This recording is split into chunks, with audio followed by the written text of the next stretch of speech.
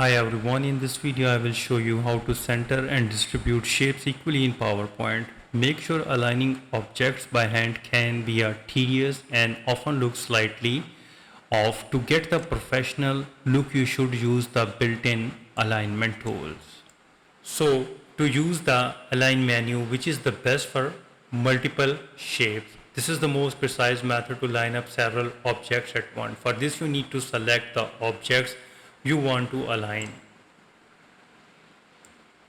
or you can press the control key to select one by one and then go to the shape format, and on the right side you will see that align icon. You need to click on this arrow and now click on the align middle, and here you can see that.